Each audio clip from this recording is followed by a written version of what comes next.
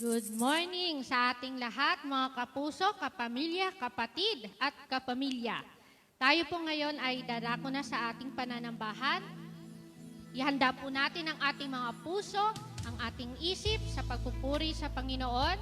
Wala po tayong ibang iisipin, kundi ang ating dakilang Diyos, sapagkat siya po ay karapat-dapat sa ating mga papuri at pasalamat sa araw na to.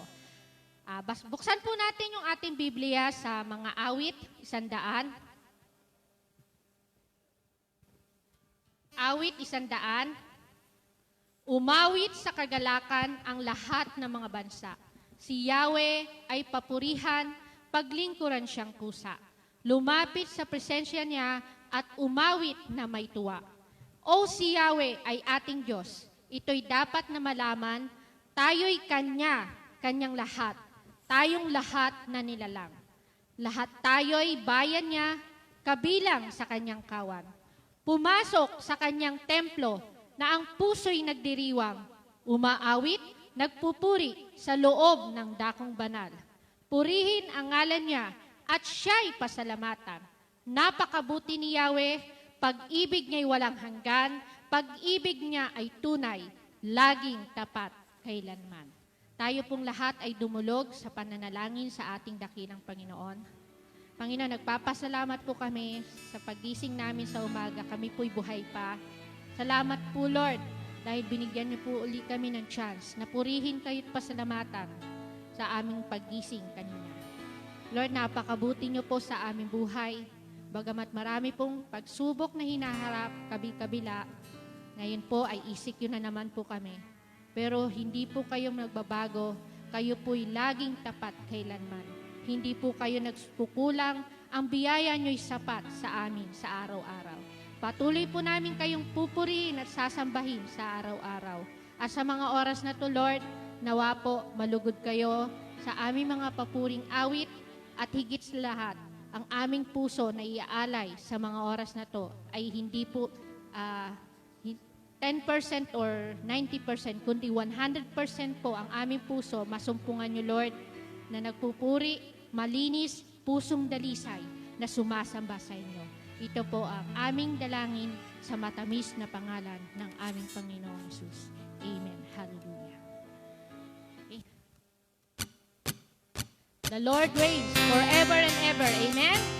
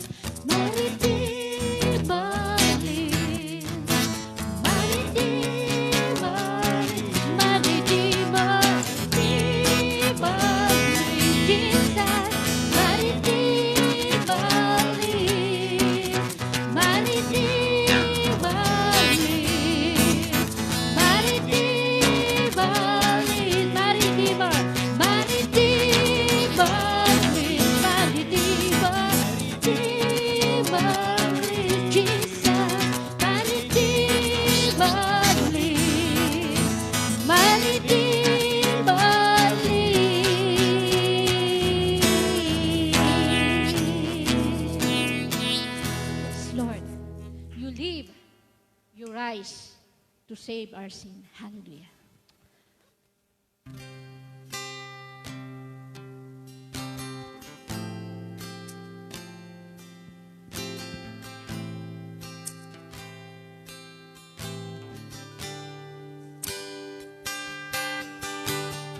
I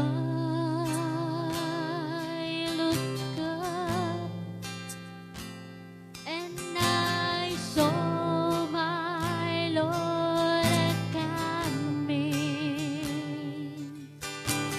I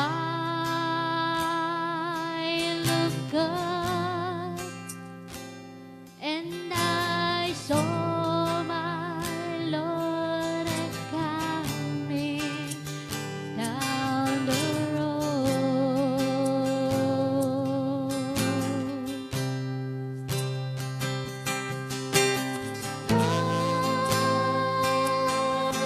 Hallelujah, He is coming.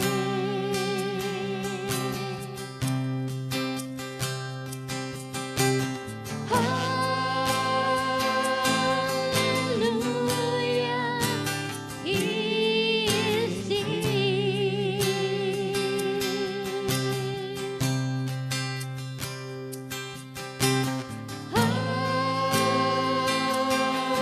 Hallelujah, He is coming.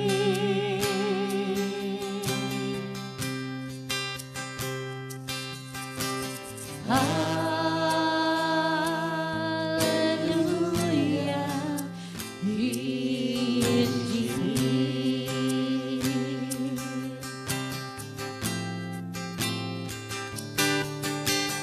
I looked up and I saw my Lord dying.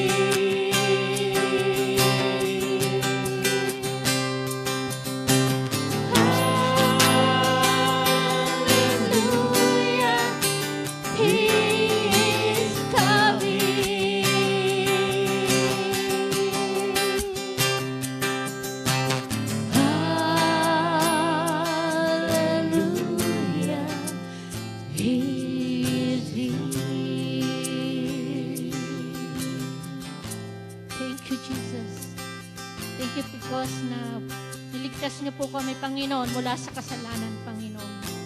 Dahil po sa cross na pinasan niyo, Panginoon. Salamat po, God. Patuloy po nating namnamin ang mga awitin at sa cross.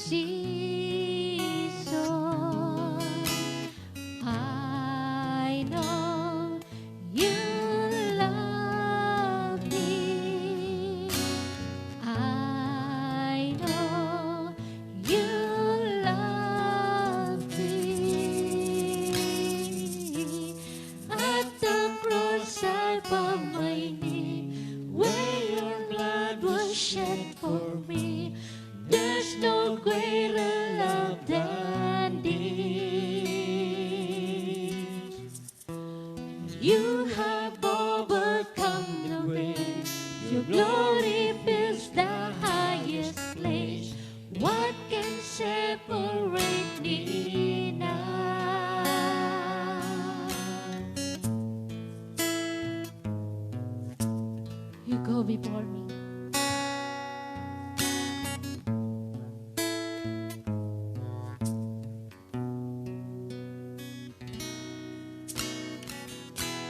You go before me. You share my way. Your hand uphold me. I know you love me.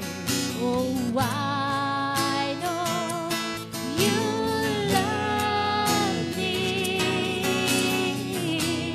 At the cross I found my need, where your blood was shed for me.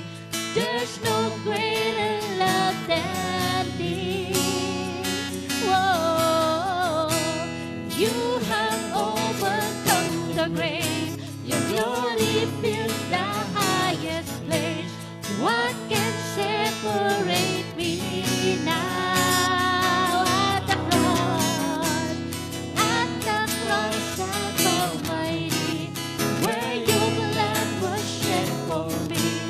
There's no greater love than this. Oh, you have overcome the grave. Your glory fills the highest place.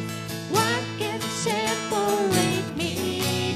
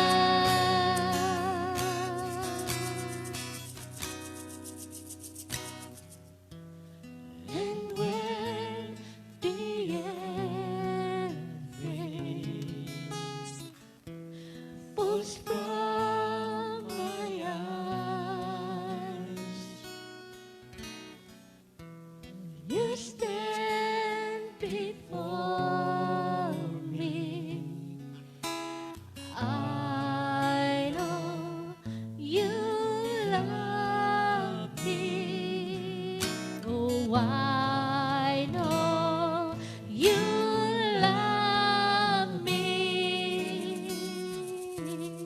At the cross I bow my knee, where your blood was shed for me. There's no greater love than this. You have overcome the grave. Your glory fills the highest place. What can separate me now?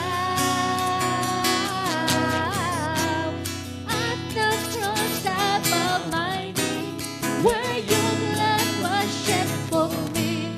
There's no greater love than this. Whoa. You have overcome the grave. Your glory fills the highest place. What can separate me now? You thought of it. You made a way when you said that it is done. You thought of it. You made a way when you said that it is done. You thought of it. You made a way when you said that it is done. You thought of it. You made a way when you said that it is done.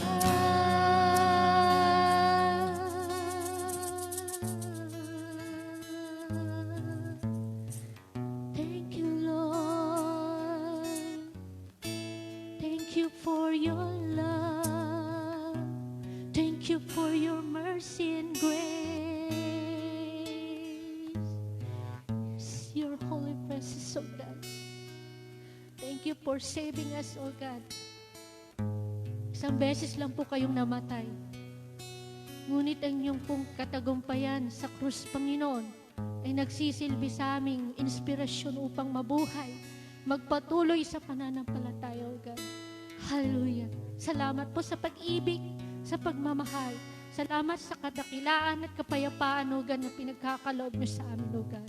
Patuloy po namin kayo pupurihin at sasambahin sa matamis na pangalan ng aming dakilang Panginoong Yesus. Hallelujah. Amen. Amen. Hallelujah.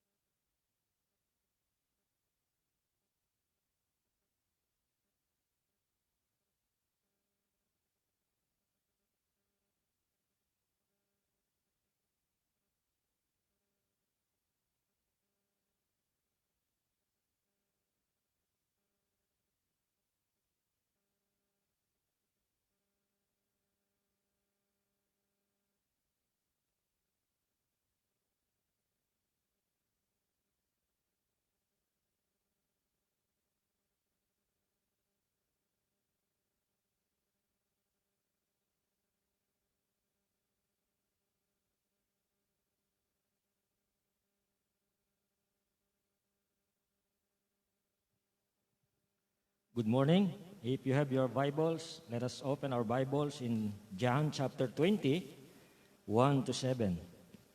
John chapter 20, verses 1 to 7. Babasahin ko po sa Tagalog. Sundan niyo po ako sa inyong mga Biblia sa John chapter 20, verses 1 hanggang 7. Madilim-dilim pa nung araw na yon, o madilim-dilim pa ng araw ng linggo, naparoon na si Maria Magdalena sa libingan. Naratnan niya na alis na ang batong panakip sa pinto ng libingan.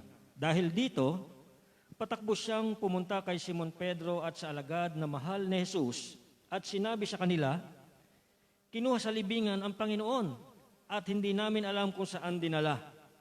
Kaya't si Pedro at ang nasabing alagad ay nagpunta sa libingan, kapwa sila tumakbo, ngunit si Pedro ay naunahan ng kasamang alagad.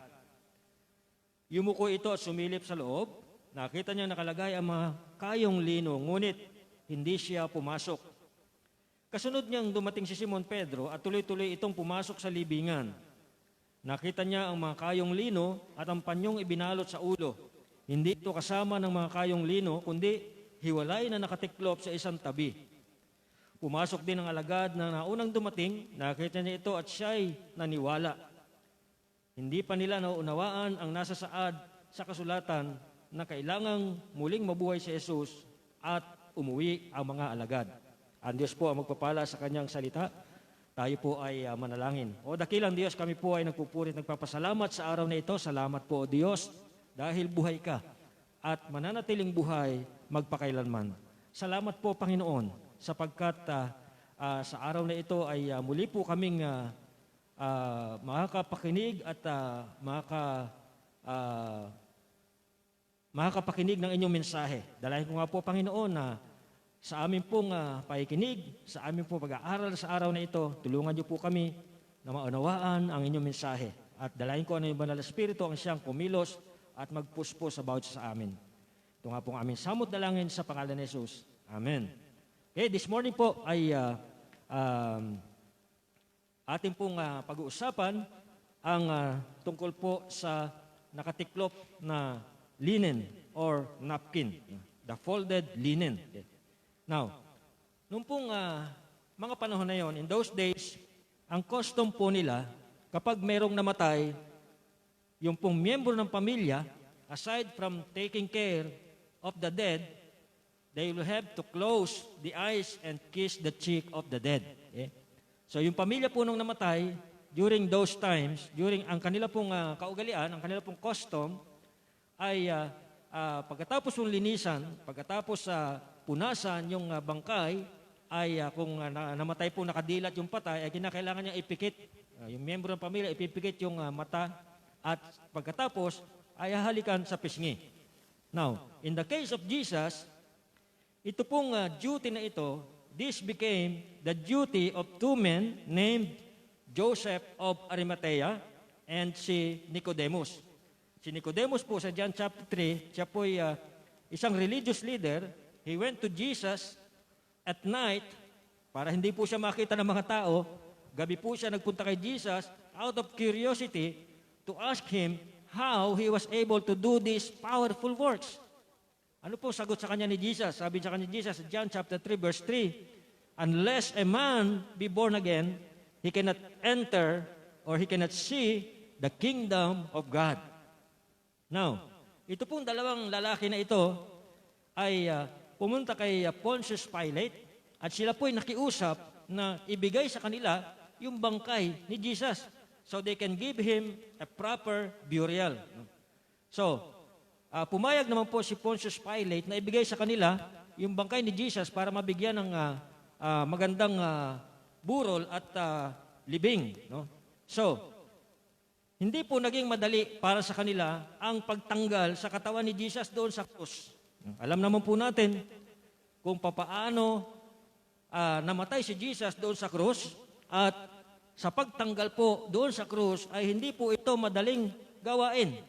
Dahil ito po'y kinakailangan nilang maglagay ng mataas na hagdanan para makaakit sila doon sa krus. Pagkatapos ito, kailangan nilang maingat na alisin yung pagkakapako ng kamay ni Jesus. So kailangan nilang hugutin yung mahabang pako. And again, hindi po ito madaling alisin. No? Dahil yung kanilang pwesto ay hindi rin maganda at alanganin yung kanilang pwesto. Imagine, magsandal ka ng hagdan doon sa mataas na cross, no? At tatanggalin mo yung mahabang pako. No? Ang haba po ng pako ay siguro nasa mga 8 inches or baka mas mahaba pa. Yung nakikita nating pinakamahabang pako ngayon sa hardware ay 4 inches. No? So, imagine, doble nun yung haba. At yung diameter ng pako ay medyo mataba din. So, hindi po madali itong hugutin at kinakailangan mong maingat na ito'y hugutin dahil yung ulo ng pako at yung kamay ni Jesus ay nakapagitna doon sa ulo ng pako at doon sa kahoy. No? So, pagkatapos mahugot yung mahabang pako sa kanyang kamay, so mangyayari, lalaylay ngayon yung katawan ni Jesus. No? So, kinakailangan nilang balutin ng tela.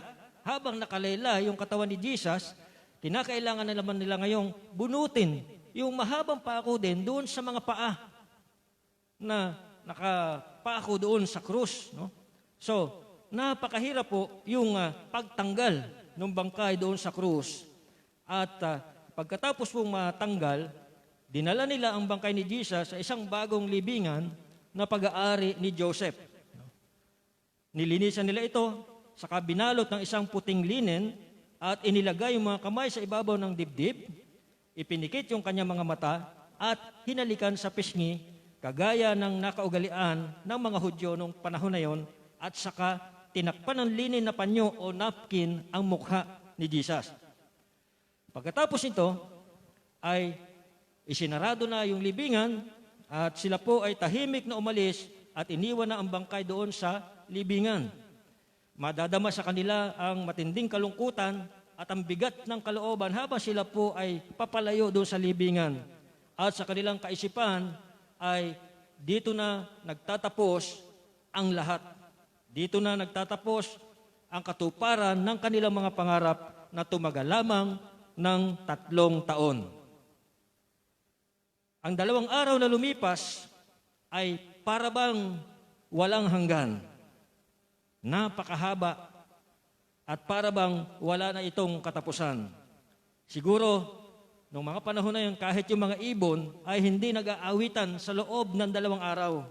At marahil pati ang araw ay makulimlim ng mga panahong yun. Sa loob ng 2 araw, si Satanas at ang kanyang mga kampon, ang puwersa ng kadiliman ay nagagalak at nagdiriwang sa pag-aakalang sila ay nagtagumpay. Ang mga pinunong Hudyo at mga Romano ay binabati, kinukongratulate nila ang isa't isa dahil sa pag-aakalang nagwagi sila at nagtagumpay ang kanilang mga plano. Subalit, dumating ang 3 araw. Isang malaking himala ang nangyari. Inutusan ng Diyos Ama ang anghel na puntahan ang bangkay ni Jesus, at pagtapak ng anghel sa lupa ay gumulong ang malaking bato na nakatakip doon sa libingan ni Jesus. At bumangon at muling nabuhay si Jesus. Sa ating text, si Mary ang unang dumating doon sa puntod. At nakita niya, wala na yung malaking bato na nakatakip doon sa libingan. Kaya natakot siya. Dali-dali siyang tumakbo papunta kina Peter at John. At ito namang dalawa ay tumatakbong pumunta sa libingan ni Jesus. Dahil mas mabilis tumakbo si John, ay naunang nakarating si John doon sa libingan at mula sa labas ay sinilip niya yung loob ng libingan at nakita niya yung linen na tela na ibinalot sa katawan ni Jesus ay naroon sa isang tabi at nakabalumbon. Pagdating ni Peter, dire-diretso siya sa loob ng libingan. Pagpasok niya doon sa libingan, nakita niya, yung nakita ni John na ipinambalot sa katawan ni Jesus na nando doon sa isang sulok at nakabalumbon. Pero merong isang bagay na nakaagaw sa kanyang pansin. Yung telang linen na ipinantakip sa mukha ni Jesus ay maayos na nakatiklop. Hindi gaya nung ibinalot sa kanyang katawan. Yung kasing ibinalot sa katawan ni Jesus, yung para bang bumangon ka sa higaan at hindi ka nagligpit ng iyong hinigaan. Diba? Yung kumot, gusot-gusot. No? Nung mga bata pa kami, marami kami magkakapatid, nakahilera kami matulog. No? Pag nahuli kang matulog, magising, ikaw ang magliligpit ng higaan. No? So, kaya lagi akong nahuhuli noon, akong tagaligpit. Kasi pag gising ko sa umaga, makikita ko yung mga pinaghigaan nila, yung mga kumot nila, nandyan lang, nakagulo-gulo lang. No? So, pero dito po, nakita ni Peter yung binalot sa katawan ni Jesus na parang kumot na hindi niligpit. Pero merong isang bagay na umagaw sa kanyang pansin. Yung pong panyo o yung napkin, yung telang linen na ibinalot sa mukha ni Jesus, pinantakip sa mukha ni Jesus, ay maayos na nakatiklop at nakapatong doon sa ibabaw ng bato na hinigaan ni Jesus. Now, in John chapter 20, verse 7, sabi sa English, "And the handkerchief that had been around his head, not lying with the linen cloths, but folded together in a place by itself." Now, ito pong verse 7, itong buong verse na ito, ay nagsasabi sa atin na ang tela o linen na itinakip sa mukha ni Jesus ay maayos na nakatiklop sa ibabaw ng batong pinaghigaan sa bangkay ni Jesus. Sa palagay po ninyo, ano po bang kahalagahan nito? Ano ba ang ibig sabihin nito? Ano ba ang kinalaman nito sa muling pagkabuhay ni Jesus? Ano ba ang significance nitong nakatiklop na linen? Now, para mas ma-appreciate po natin, para mas maunawaan natin ito, we need first to understand the Hebrew tradition during those days. Ano ba ang kanilang tradisyon noong panahon na yon? Noong pong panahon na yon, kapag ang isang servant ay naghanda ng dinner para sa kanyang master, kinakailangan ito'y naaayon sa kung ano ang kagustuhan ng kanyang master.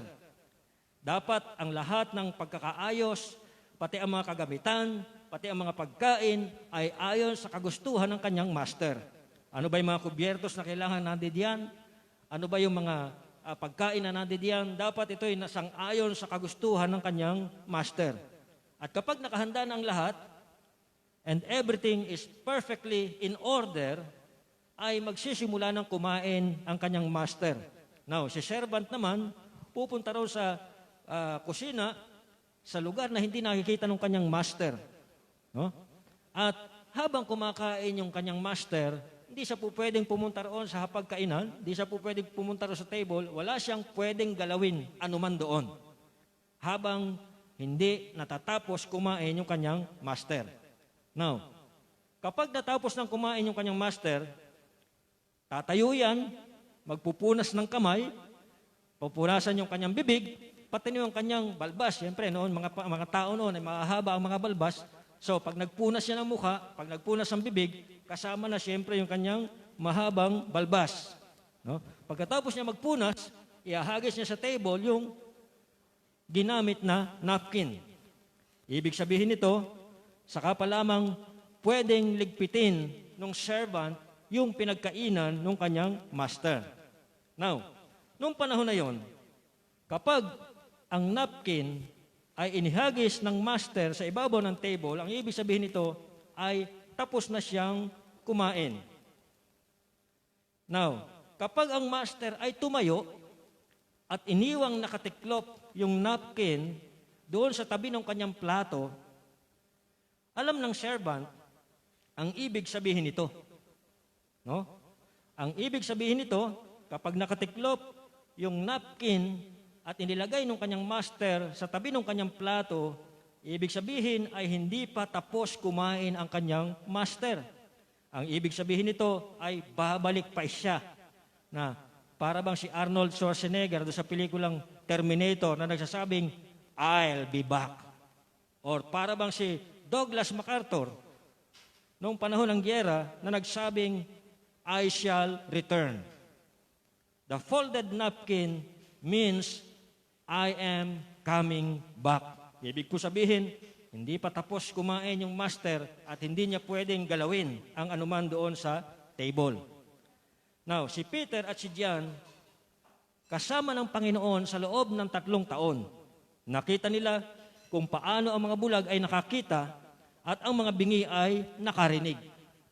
Napanood din nila kung paano binuhay ang mga patay at pareho nilang nakita kung paano namatay si Jesus. At habang pinapanood nila ito, ay tila ba gumuho na ang kanilang mga pangarap.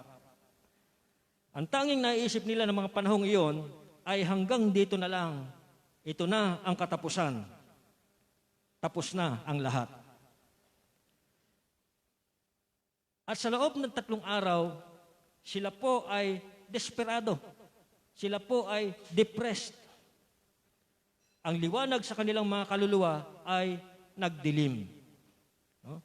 So sila during that time ay ginupo ng depression, bukod sa stress, bukod sa sobrang pagod, nandyan yung depression, nandyan yung kalungkutan. No? So pag pinagsama-sama na sa loob ng 3 araw, nagmumukmuk sila sa isang tabi.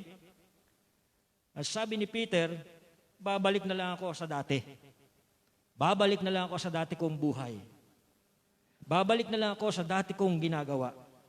Babalik na lang ako sa pangingisda. Alam niyo po, ito yung problema. Ito yung tendency ng mga Kristiyano. Kapag humaharap sa mahigpit na pagsubok, sa mabibigat na hamon sa buhay, ang tendency ay babalik na lang ako sa dati kong buhay. Nung hindi pa ako Kristiyano, hindi ko naman nararanasan ito. Pero bakit nung maging Kristiyano ako, parang bumigat pa, parang humira pa yung mga pagsubok. So, si Peter, ganito yung kanyang nararamdaman. Kaya sabi niya, babalik na lang ako sa dati kong buhay. Sa dati kong ginagawa. Babalik na lang ako sa pangingisda. Pero, pagkalipas ng 3 araw, nakita nila ang libingan, pero wala na yung nakalibing doon. Wala na itong laman. Pero hindi lang ito ang kanilang nasaksihan.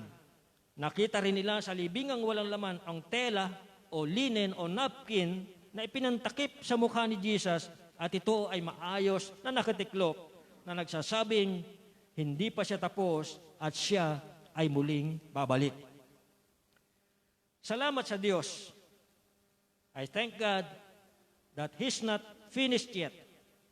The tomb is empty, our Savior is alive, and the napkin is still folded. Ano ba ang ibig sabihin nito? Ito'y nangangahulugan na hindi pa siya tapos.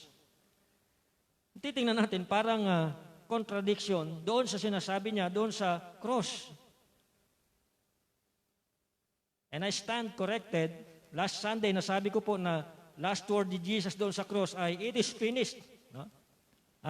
Yun pala ay correction po, yun ay second to the last word ni Jesus doon sa cross. No? Sinabi niya doon sa cross, it is finished.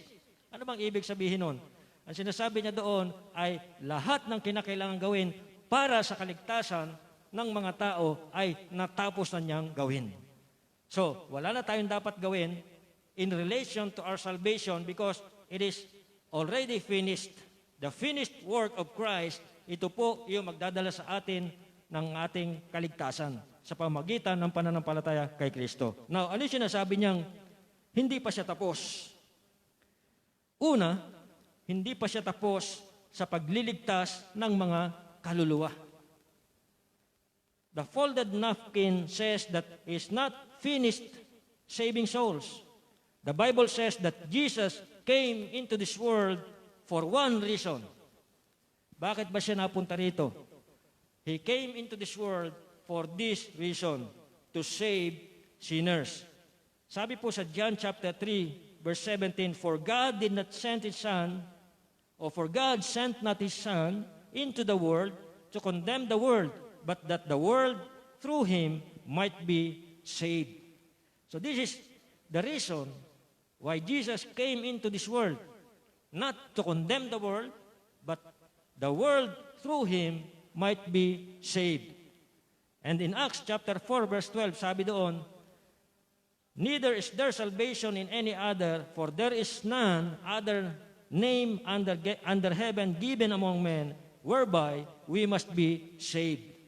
Dahil dito, mayroon lamang 2 uri ng tao ngayon. Ang distinction na ito ay hindi sa maputi ka ba o maitim, mayaman ka ba o mahirap, may pinag-aralan ka ba o wala. Hindi ganito ang pagtingin ng Diyos sa atin. Sa mata ng Diyos, meron lamang 2 uri ng tao.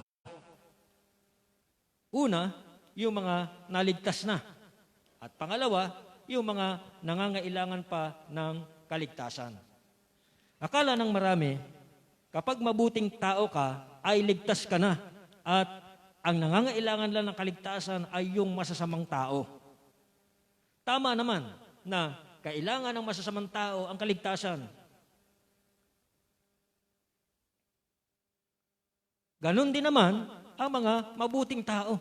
Sila rin ay nangangailangan ng kaligtasan dahil walang tao na napakasama na wala ng pag-asang maligtas. At wala rin namang napakabuting tao na hindi na kailangan ng kaligtasan. Dahil sabi sa Romans chapter 3, verse 23, "For all have sinned and fall short of the glory of God." So sa mata ng Diyos, wala itong pagkakaiba. Walang malaki o maliit na kasalanan. Sa paningin ng Diyos at sa kanyang pamantayan, ang kasalanan, malaki man o maliit, ay kasalanan pa rin. We are all guilty in the sight of God, and we are all needed to be saved. So, the napkin is still folded, and Jesus is not yet finished saving souls. Number 2, hindi pa siya tapos na muling ibalik ang mga nanlalamig sa Panginoon. So yung una, hindi pa siya tapos na magligtas ng mga kaluluwa. Pangalawa, hindi pa siya tapos na muling ibalik ang mga Kristiyano na nanlalamig sa Panginoon. Mga ilang araw bago namatay si Jesus, kinausap niya ang mga disciples at sinabi niya ang lahat ng mangyayari na siya ay aarestuhin, siya ay hahagupitin, bubugbugin, at ipapako sa krus. At matapos niya sabihin ito, ang lahat ng ito, sinabi niya sa mga alagad na lahat kayo ay iiwanan niyo ako kapag nagkagipitan na. Itong si Peter, pagkarinig ng sinabi ni Jesus, ay agad na tumayo, kagaya ng inaasahan, at nagsabing, "Panginoon, hinding-hindi mangyayari yan. Hinding-hindi kita iiwanan. Iwanan ka man ng lahat, talikuran ka man ng lahat, pero ako," ang sabi ni Peter, "handa akong samahan ka hanggang kamatayan." Oh, ang tapang ni Peter, no? Hanggang kamatayan, sabi ni Peter, "Sasamahan kita, Panginoon, kahit na iwanan o talikuran ka nitong mga ibang kasamahan ko. Ako, hindi kita tatalikuran, hindi kita iiwanan, handa kong ialay ang aking buhay para sa iyo at sasamahan kita hanggang kamatayan." Ang matapang na pahayag ni Peter. Pero ano po sinabi ni Jesus sa kanya? Sabi ni Jesus sa kanya, "Peter, bago tumilaok ang manok, itatatwa mo ako ng 3 beses." Maya-maya ay dumating na nga ang mga Roman soldiers upang arestuhin si Jesus. At ang mga ito ay armado ng mga espada at sibat. Pagkakita nito si Peter, buong tapang na binunot yung kanyang espada at iwinasiwas ito. Yeah! Pagwasiwas si Peter ng kanyang espada, nahagip yung tenga ng isang sundalo at ito'y napingas. Sa pagkakataong ito, si Jesus ay nagpamalas ng isang kamanghamanghang bagay. Pinulot niya yung nalaglag na piraso ng tenga ng sundalo at ito'y muling ibinalik at ito'y gumaling instantly. Siguro kung ako'y sundalo na yon, baka babaligtad na ako, dito na ako kakampi. No? Si Jesus lang ang sakalam. O, di ba? No? Imagine, nalaglag yung tenga niya, pinulot, idinikot uli. Pagkatapos ay parang walang nangyari. Kung ako'y sundalo na yon, babaligtad na ako, dito na ako kakampi kay Jesus. Aba, siyempre, yun yung malakas. Pagkatapos noon ay inaresto na nga nila si Jesus at siya ay dumanas ng matinding pagpapahirap. At habang nangyayari ito, ang matapang na si Pedro ay nabalot ng karuwagan. Naduwag. Si atapang atao. Itong si Pedro, kanina ay pagkatapang-tapang, ngayon ay naduwag. Mayroong isang babaeng lumapit sa kanya habang pinapahirapan si Jesus, nandun siya sa di kalayuan, nanonood. Maya-maya, mayroong isang babaeng lumapit sa kanya. Hindi ba, kasamahan mo yon? Di ba, disciple ka ni Jesus? Sabi sa kanya ng babae, ang sagot ni Pedro, hindi ko kilala ang taong yan. Matindi, no? Bumaligtad ka agad. Maya-maya, mayroon na naman lumapit sa kanya sinabing, di ba kasamahan mo si Jesus? Again, muli niyang itinanggi na kilala niya si Jesus. Sa pangatlong pagkakataon, may nagsabi na naman sa kanya, di ba isa kang Galilean at isa ka sa mga disciple si Jesus? At sa pangatlong pagkakataon, nakapagsalita pa nga siya ng masama bago niya itinanggi na kilala niya si Jesus. Sabi nga ng ibang komentaryo, parang nga nagmura pa siya sa pangatlong beses na tinanong siya bago niya sinabing hindi niya kilala si Jesus. Pagkatapos ito, tumilaok ang manok. At mula sa malayo, napatingin siya kay Jesus at nakita niya ang kalungkutan sa mga mata ni Jesus dahil sa ginawa niyang nakapagdulot ng kapighatian sa puso ni Jesus.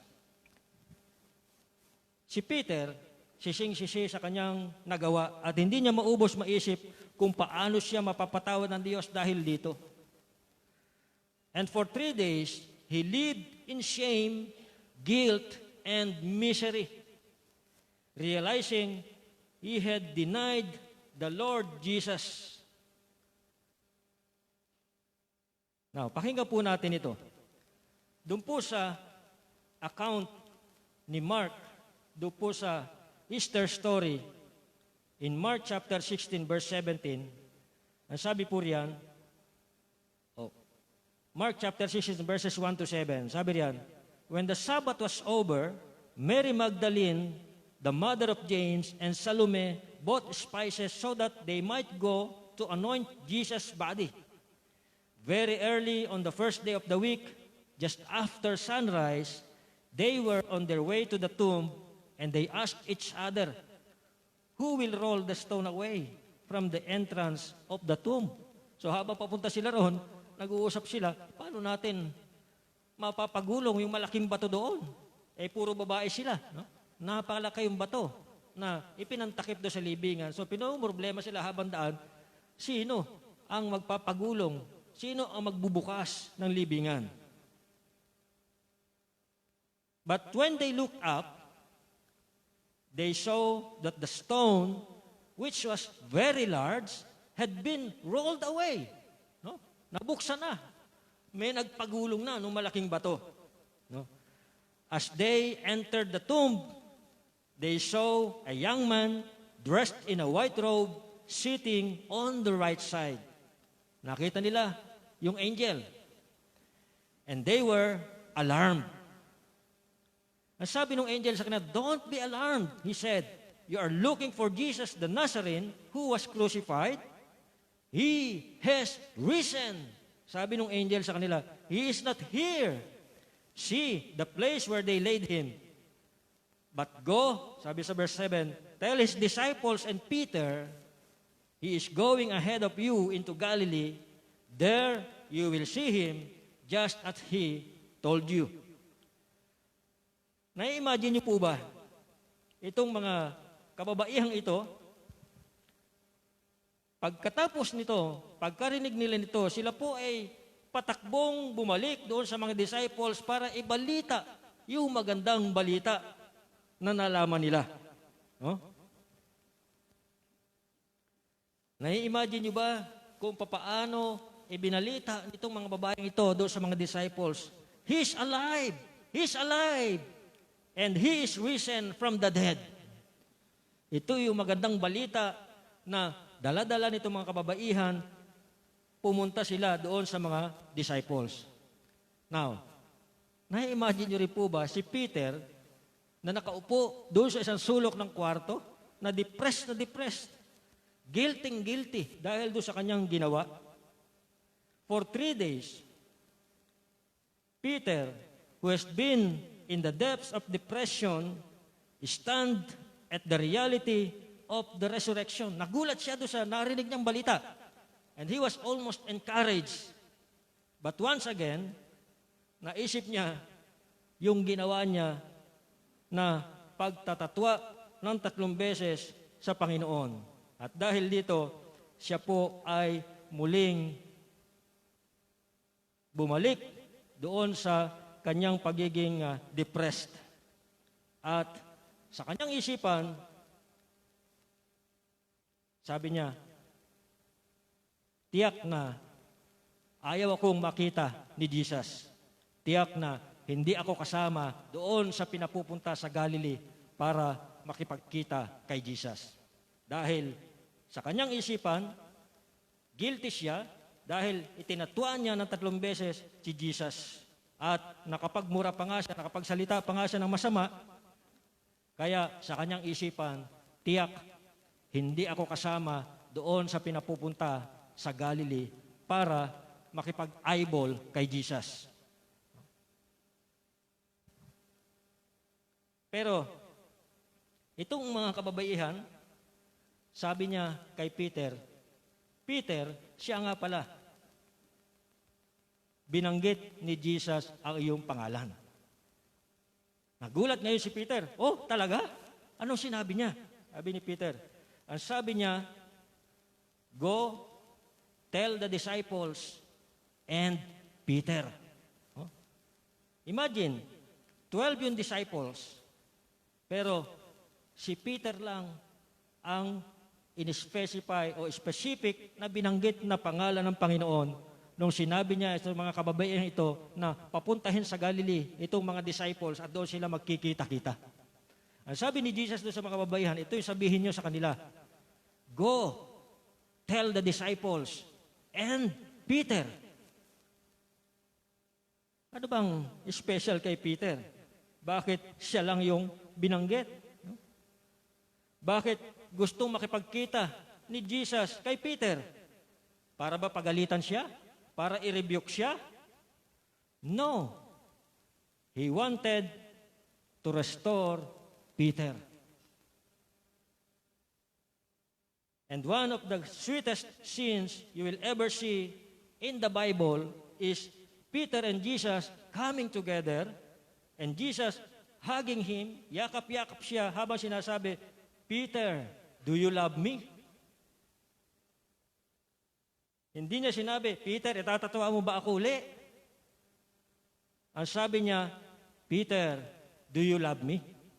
At kung 3 beses siyang itinatuwa ni Peter, 3 beses din niyang tinanong si Peter, Peter, do you love me? Now, that's the real issue. If you are a Christian, and your heart is so far away from the Lord, ang puso mo ay nanlalamig sa Panginoon, you are not a backslider physically, but ang puso mo ay nag-backslide na, backslider at heart, or you may be both, physically backslider and backslider at heart. Maaaring physically, malayo ka na sa Panginoon, at yung puso mo ay napakalamig na. Or, physically, malapit ka sa Panginoon, but your heart is so cold, and your heart is so far away from the Lord. Kagaya ni Peter, the Lord wants to see you. Hindi ka para pagalitan, hindi ka para i-rebuke, but He wants to restore you. You see, the real question is not, ang tatanong sa iyo ng Panginoon ay hindi ganito, oh, magyoyosi ka pa ba? Maglalasing ka pa ba? Magsusugal ka pa ba? Magmumura ka pa ba? Hindi po ito ang real issue. This is not the question Jesus will be asking to you. Kagaya ni Peter, the real question today is, do you love Him? Do you love Jesus? And if you will ask Jesus, His answer is, He loves you. Mahal ka ng Panginoon. The napkin is still folded. He is still saving souls. He is still reclaiming backsliders. until He comes again. Now, there was a story about a little boy. Meron siyang nagawang, medyo itong batang lalaki ito ay makulit, medyo pilyo, at one time, meron siyang nagawang hindi maganda. Dahil nga may kapilyohan itong batang ito, so, pinarusahan siya ng kanyang mother. So, pagkatapos nun, ang worry niya ay baka galit pa sa kanya yung kanyang mother. So, doon sa kanilang kusina, meron silang whiteboard doon na pinagsusulatan ng mga reminders, yung mga messages. So, itong batang ito, dahil iniisip niya na baka galit pa sa kanya yung kanyang mother, ang ginawa niya, nagsulat siya doon sa whiteboard. Sinulat niya doon sa whiteboard, "Dear Mom," sabi niya, "if you forgive me, please wipe this out." Sabi niya sa kanyang nanay, kung pinapatawad mo na ako, burahin mo itong sinulat ko. No? So pagkatapos niya magsulat doon sa whiteboard, pumasok na sa kanyang kwarto at pagkalipas ng isang oras, siya ay muling bumalik doon sa kusina at na-surprise siya sa kanyang nakita at nagalak siya doon sa kanyang nakita. Dahil yung whiteboard, pagtingin niya, puting-puti na at wala nang kamantsa-mantsa doon sa whiteboard. Ibig sabihin, binura na ng kanyang mother at natawad na siya doon sa kanyang nagawa. Alam niyo po, ang Panginoon, kapag nagpatawad, kagaya po ng mother, binura yung nakasulat doon sa whiteboard at naging puting-puti na naman yung whiteboard. No? So, Jesus, if we bring our sins to Jesus, Jesus will not rub them in, but He will rub them out. Buburahin na po niya kapag ating kinonfess yung ating kasalanan sa Kanya, isinuko sa Kanya yung ating mga kasalanan, ito po ay Kanyang buburahin. At wala siyang record nito. Hindi po siya nagtatago ng record ng ating mga kasalanan dahil kapag ito ay Kanyang pinatawad, ito po ay Kanyang binubura completely, totally. At binibigyan niya tayo ng bagong clean slate. So, if you are here today, if you are watching this live stream, and you need to be saved, hindi ka pa nakakakilala sa Panginoon at kailangan mo ng kaligtasan, or you need to come back to God, I need to remind you, there's coming a day when another supper will take place. It is called the marriage supper of the Lamb. And this marriage supper of the Lamb, at the end of that meal, Jesus will stand as the head of the table, and He will wipe His fingers, He will wipe His mouth, and He will clean His beard, and He will take His napkin and cast it aside. Now, when that happens, it means it is over. The last soul that's gonna save has been saved. And the last backslider that's gonna come home has come home. Now, wag po nating hintayin pa na mahuli ang lahat. Right now, the napkin is still folded. Remember the prodigal son, when he came home, his father welcomed him home with open arms. Today, Jesus is calling you home. The napkin is still folded. Good person or bad, you need to be saved. Kung nangangailangan ka ng kaligtasan, maaari kang manalangin kagaya ng panalangin ito. Panginoon, inaamin ko na ako'y makasalanan at nangangailangan ng kaligtasan. Inaanyayahan kita sa aking buhay bilang aking Panginoon tagapagligtas. Patawarin mo po ang aking mga kasalanan at gawin niyo po akong isang taong namumuhay ayon sa inyong kalooban. Kung ipapanalangin niyo po ang panalangin niyo na may pananampalataya, ang kaligtasan ay darating sa iyong buhay. Ang Panginoon ay papasok sa iyong puso at siya ay mananahan sa iyo. Kung may mga mahal tayo sa buhay na lumayo o nalayo sa Panginoon, maaari natin siyang ipanalangin sa mga oras na ito. Maaari natin siyang idulog sa Panginoon. O kung ikaw man ay nanlalamig sa Panginoon, kung ikaw mismo ay nanlalamig sa Panginoon, maaari kang lumapit sa Kanya, dumulog sa Kanya, at muling bumalik sa Kanya. At ang Panginoon ay tatanggapin Kanya. Kagaya nung father doon sa prodigal son, He will receive you with open arms because He loves you. Tayo po'y manalangin. Salamat, Panginoon, dahil magpahanggang ngayon ay patuloy kang nagliligtas ng mga kaluluwa na nangangailangan ng kaligtasan. At patuloy na inaabot po ninyo yung mga anak po ninyo na napalayo sa inyo. Dalayan ko nga po, Panginoon, gamitin niyo po kami bilang inyong instrumento upang ang mga nangangailangan ng kaligtasan ay makasumpong ng kaligtasan. At ang mga anak po ninyo nangangailangan makapanumbalik sa inyo, gamitin niyo po kami para sila po ay ma-encourage, maipanalangin, at sila po ay muling makabalik sa inyo bago po kayo dumating dito muli. Salamat po, Panginoon, sa kaligtasan binigay sa amin. Salamat po sa pagmamahal niyo sa bawat isa sa amin. Salamat po dahil ikaw ay muling nabuhay at ikaw ay muling babalik. Dalayan ko nga po na sa inyong pagbabalik, aabutan niyo po kami na tapat na naglilingkod sa inyo. Salamat po. Ito pong aming dalangin sa pangalan ni Jesus. Amen. Amen. God bless you all. Pagkakataon po ito ay dadako po tayo sa ating pagkakaloob. Pero magbe-break lang po ako sandali at babalikan ko kayo.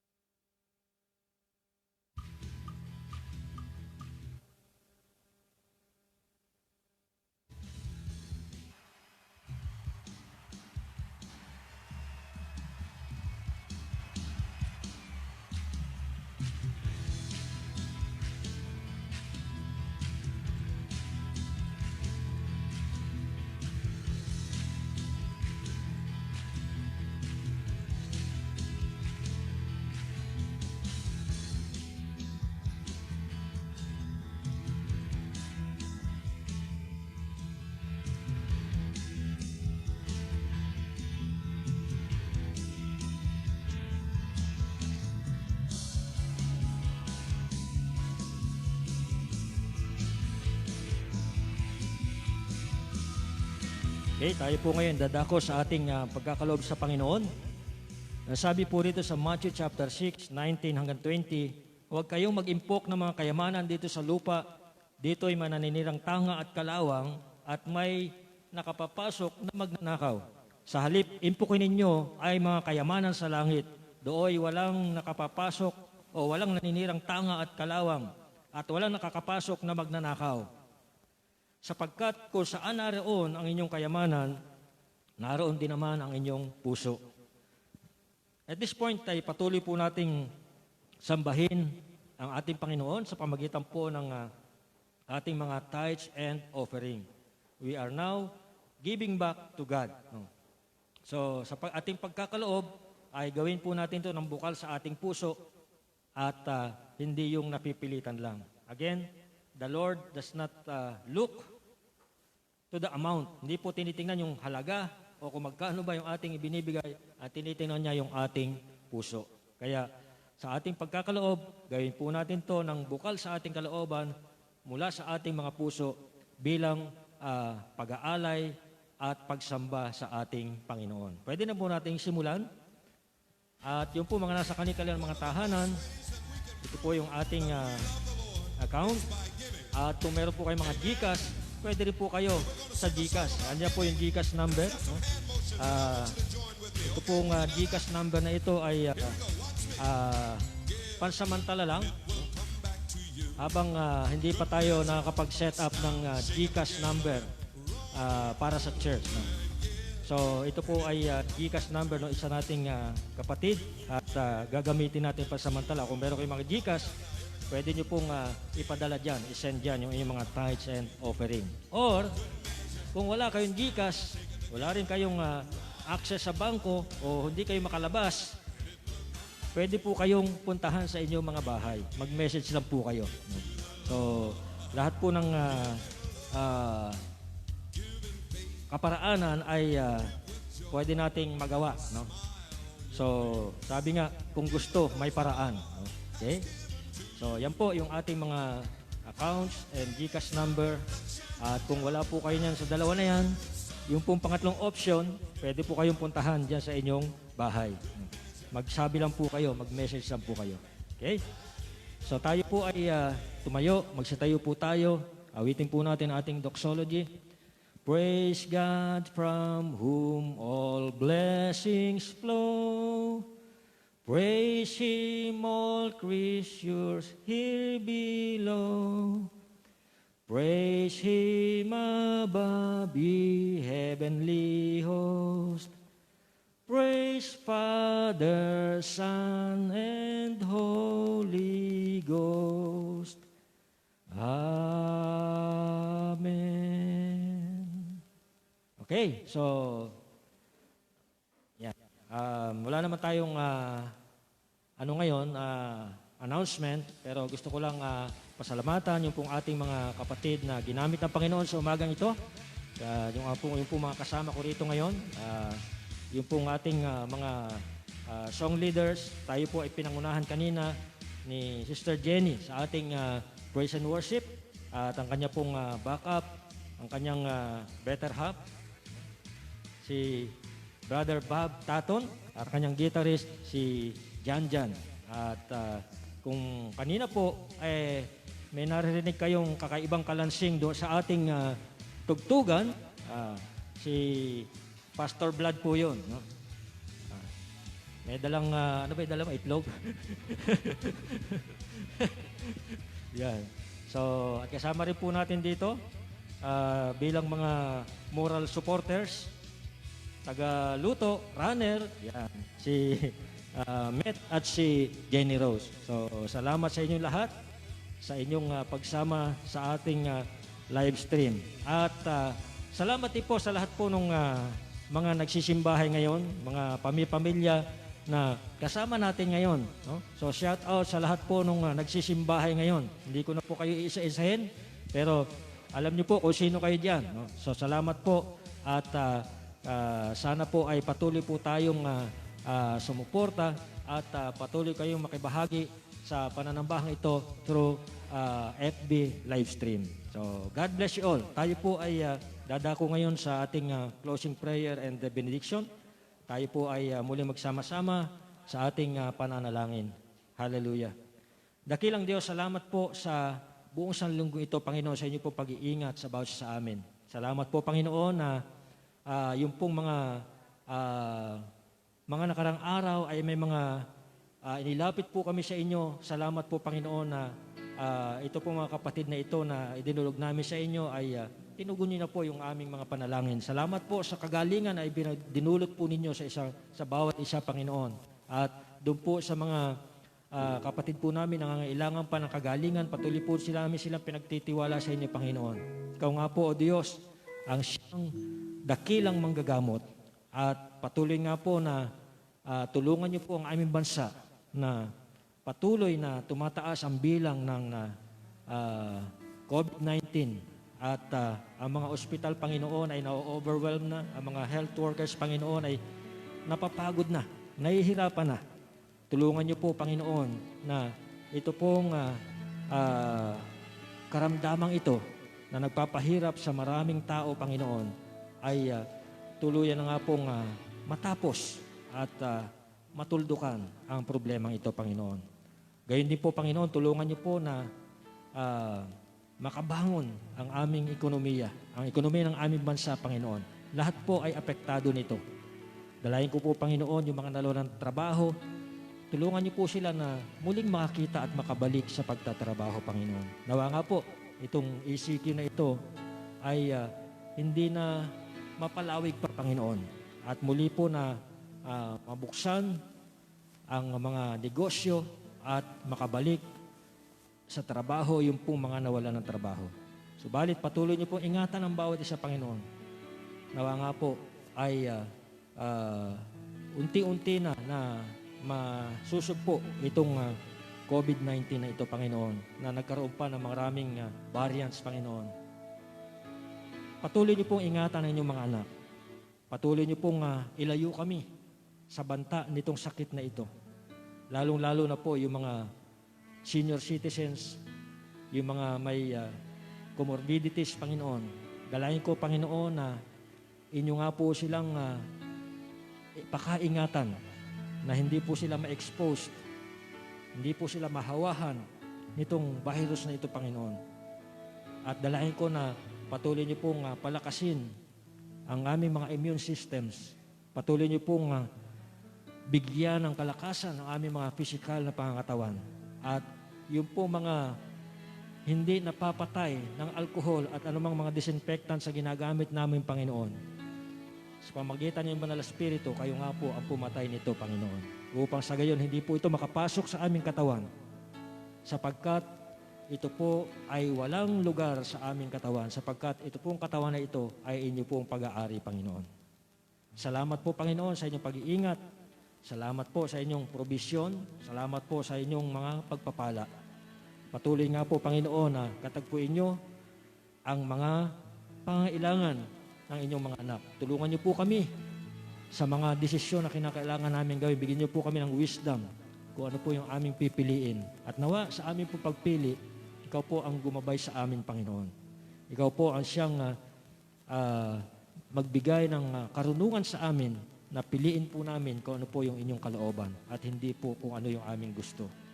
Dalayan ko po, Panginoon, na ikaw po ang siyang ang inyong kalooban na siyang manaig sa aming buhay at hindi po ang aming sariling kaustuhan. Tulungan niyo po, Panginoon, na sa buong sanlinggo ito, ano po yung aming mga pangailangan, ito po ay inyong katagpuin. At lahat po ng aming gagawin ay inyo nga pong papagtagumpayin. Tulungan niyo rin po kami na maging matagumpay sa aming pakikipaglaban sa mga tukso, sa mga pagsubok, at nawa nga po, hindi po kami matatalo nito sapagkat kami po ay iniligtas nyo hindi para maging talunan, kundi maging mga mananagumpay. And in Jesus, we are more than conquerors. Fill us with your Holy Spirit, moment by moment. At dalayan ko, Panginoon, na sa mga pagkakataon na kami po'y nagkakamali, agad kaming bumalik sa inyo, agad kaming humingi ng kapatawaran, at muli po ay isusuko namin ang kontrol ng aming buhay sa inyo, Panginoon. Ikaw po ang maghari sa aming buhay. Ikaw po ang maupo sa trono ng aming buhay. At ikaw po ang siyang manguna sa aming Panginoon sa bawat araw, sa bawat minuto, sa bawat segundo ng aming buhay. Ikaw po ang maghari at ikaw po ang maging sentro ng aming buhay. Pagpalain ka nawa at ingatan ni Yahweh, naway kahabagan kanya at subaybayan, lingapin ka nawa niya at bigyan ng kapayapaan. Amen. Amen. God bless you all.